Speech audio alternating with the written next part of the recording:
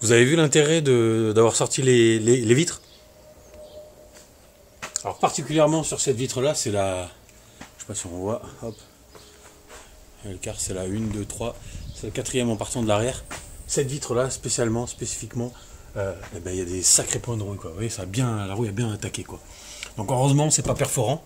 Donc là, en, en grattant bien la rouille, et puis en traitant après, ça devrait le faire. Mais ouais, ça, en tout cas sur ce montant-là, ça a particulièrement bien attaqué, quoi. Après ailleurs, il n'y a pas de traces de rouille spécialement, enfin en tout cas de ce côté-là. Mais à part là, quoi. Voilà. Après de l'autre côté, on verra, ça sera la surprise dans le démontage, dans la prochaine phase de démontage des vitres. Voilà. Bon, et bien allez, j'attaque. Hein. Je vais finir de nettoyer tous les montants. J'en ai fait une bonne partie déjà. Euh, donc je vais finir ça et puis après ben, je vais attaquer. Il va falloir que j'attaque la découpe. Putain, j'ai des cernes, un truc de fou là. Et après je vais attaquer donc la découpe des planches. Là. Je vais revérifier les cotes bien comme il faut et puis je vais attaquer la découpe quoi. Voilà. La découpe et après le traitement des tranches, des planches, traitement avec de la résine époxy. Je vous montrerai, j'ai trouvé un fournisseur qui est pas mal, qui est pas trop cher. Voilà.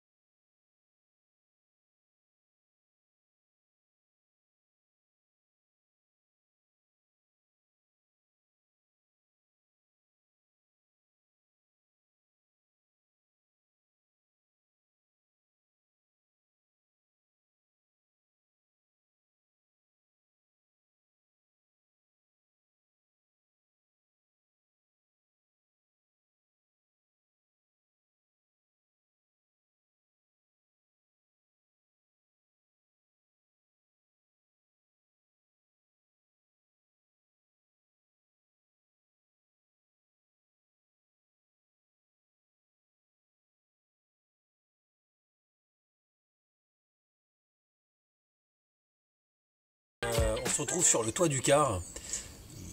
On est le matin, il est 10h, 10h15. Il fait déjà 34 degrés. Je suis déjà en nage trempé.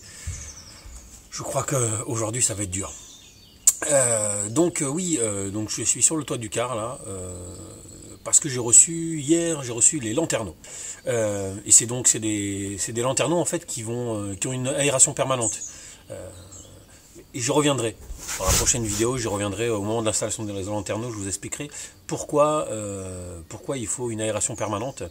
Et parce qu'en fait c'est dans les normes, hein. Clairement dans les normes, on a l'obligation d'avoir une aération permanente dans un véhicule aménagé en camping-car. Et la superficie d'aération permanente, elle se calcule selon la surface du véhicule, sur la surface habitable du véhicule. Voilà, on verra ça dans la prochaine vidéo. Alors là, en fait, qu'est-ce que je vais faire? Donc je suis monté sur le toit, je me dis tiens, je vais installer le lanterneau, et quand j'ai vu la tronche du toit, je sais pas si on voit bien, c'est vraiment, c'est dégueu quoi. C'est, je suis pas bien mis là. Voilà. C'est râpeux, je pense qu'il y avait comme une espèce de mousse là. Ça s'en va, hein, mais assez difficilement. Donc du coup, j'ai récupéré 2 ponceuses, là j'ai fait un petit test, là ça le fait bien. Donc j'ai pris 2 ponceuses rotatives là, et mon casque. Et là je vais poncer. Donc comme je suis tout seul et que j'ai 2 mains, je me dis je vais utiliser 2 ponceuses. Donc voilà, une ponceuse dans chaque main et puis je vais essayer de poncer rapidement toute la partie, enfin tout le toit du car quoi. Parce que le toit du car je vais le repeindre, mais je voudrais quand même poncer la totalité avant d'installer le lanterneau. Comme ça, il me restera plus qu'après à masquer le lanterneau pour refaire la peinture, quoi. Voilà. Bon, ben, c'est parti.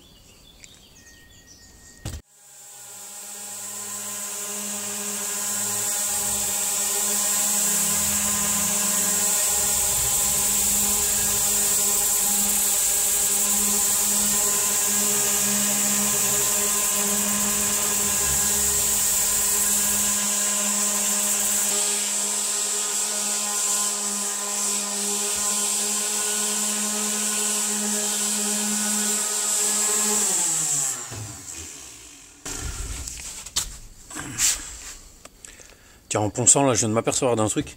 Je trouvais qu'à l'arrière du car, là où je vais mettre le lit, il me semblait avoir vu la dernière fois, enfin, avant que le car soit sous le hangar, quand il était dehors, il n'y avait plus. Et je trouvais je trouvais que c'était vachement humide, l'isolant. Il y a une espèce d'isolant, vous savez, c'est on dirait du tissu, enfin, je sais pas, plein de petits morceaux de tissu qui sont agglomérés, je sais pas comment ça s'appelle. Et ça fait des espèces de plaques comme ça d'isolant. Qui est au fond. J'ai trouvé super humide, presque imbibé d'eau, quoi. Ouais, en fait, je comprends, il y avait une fuite d'eau dans le car. Regardez. J'ai même pas fait gaffe, putain, quel boulet. Là, ici, vous voyez la jointure? Le joint, il s'est tout craqué.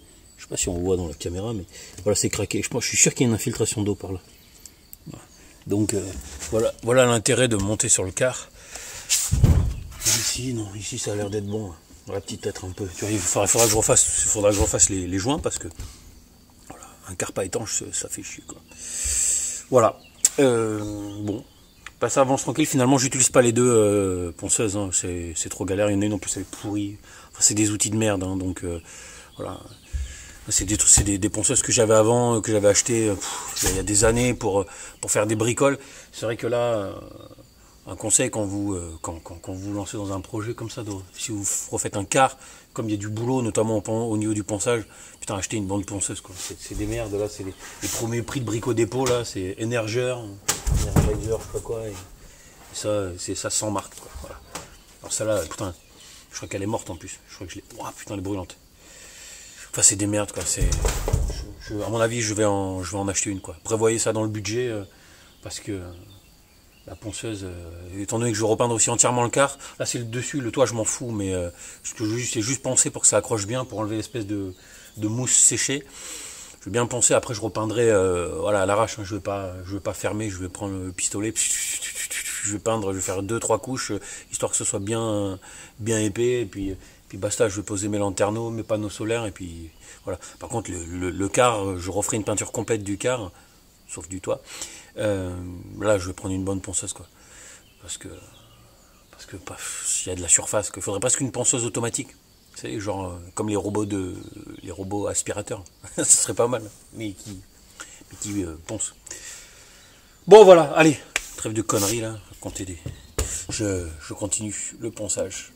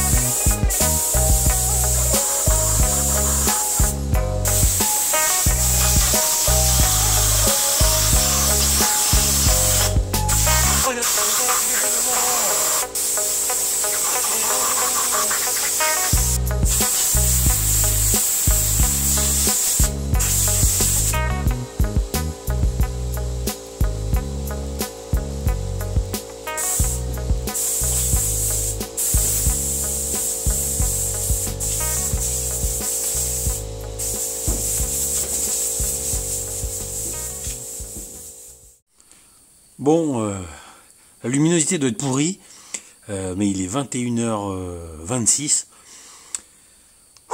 Je reviens sur le car pour finir le ponçage. Parce que j'ai rien fait de l'après-midi. J'ai arrêté à... quelle heure? J'ai arrêté à 11h30 ce matin. Il faisait 38 quand j'ai arrêté. Et c'est monté jusqu'à 41 degrés cet après-midi. Dans l'Aveyron, enfin en tout cas chez moi, 41 degrés. Donc j'ai pas pu bosser quoi. Et là il est 21h30 et il fait encore 32 degrés quoi. Putain c'est fou quoi. C'est dingue, c'est dingue, c'est dingue. Donc voilà, donc à 32 je me dis c'est bon, il faut au moins que je finisse le ponçage du toit parce que je voudrais installer les lanterneaux. Voilà. Bon bah allez, on fait dernière petite session, je finis ça et puis après on se retrouve demain.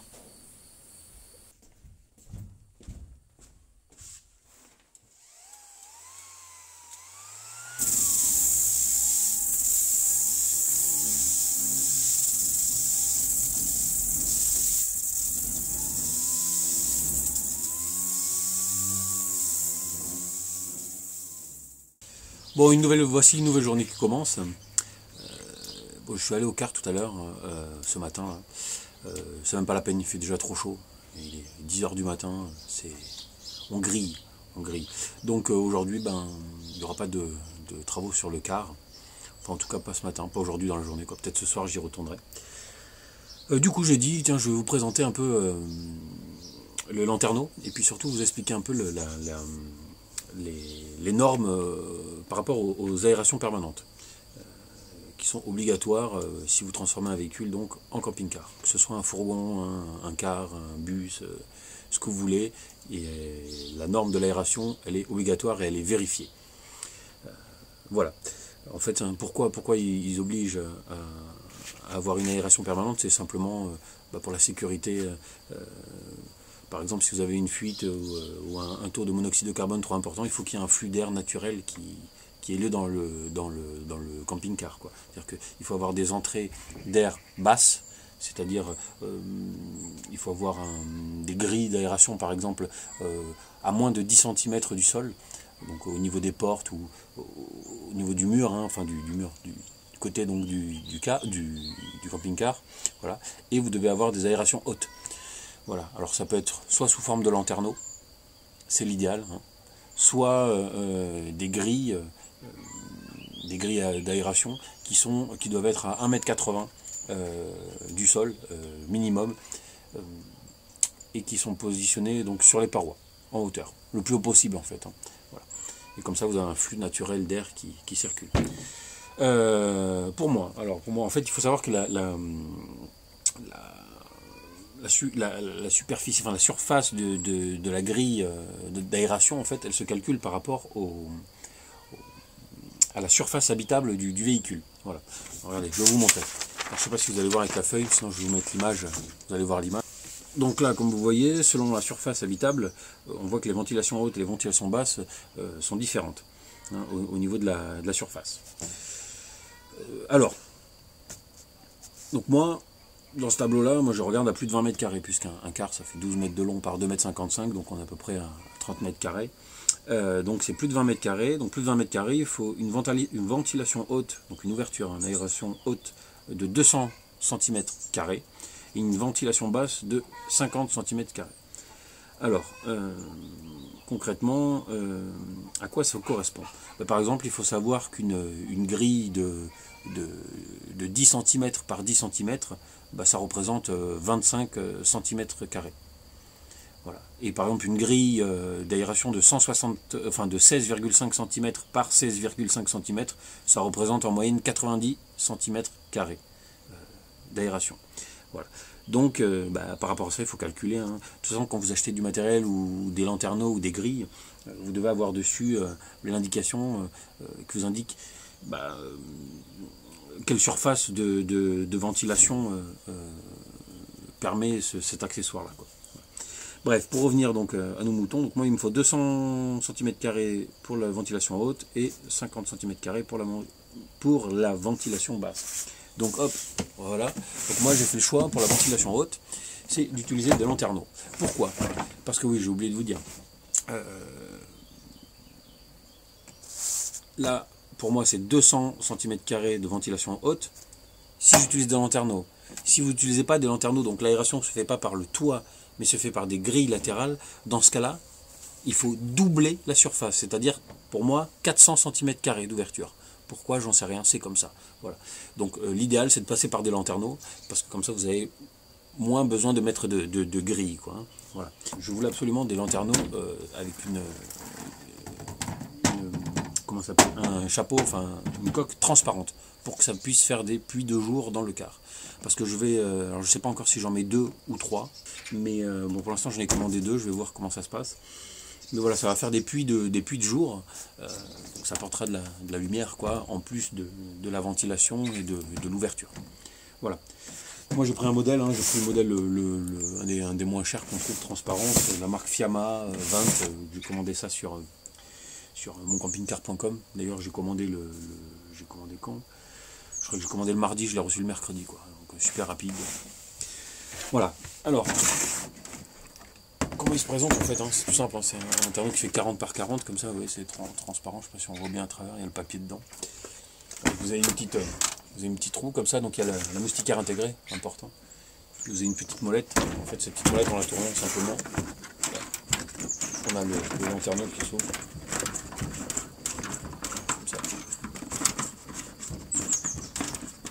Hop, voilà. Donc ça permet d'évacuer la chaleur quand on l'ouvre. Et là vous voyez, je ne sais pas si vous voyez les trous qu'il y a ici, tac, tac, tac, tac. Bah ça en fait c'est la ventilation permanente. C'est-à-dire que même quand il est fermé, vous avez le flux d'air qui passe par là, quoi. Donc, et alors sur ce modèle-là, le flux d'air permanent représente 100 cm². Donc comme j'en ai 2, bah, ça fait 200 cm². Donc je suis dans les clous pour l'obligation. Alors je vais peut-être en mettre un troisième, comme ça j'aurai un petit surplus, 300 cm². Ça sera très bien. Voilà.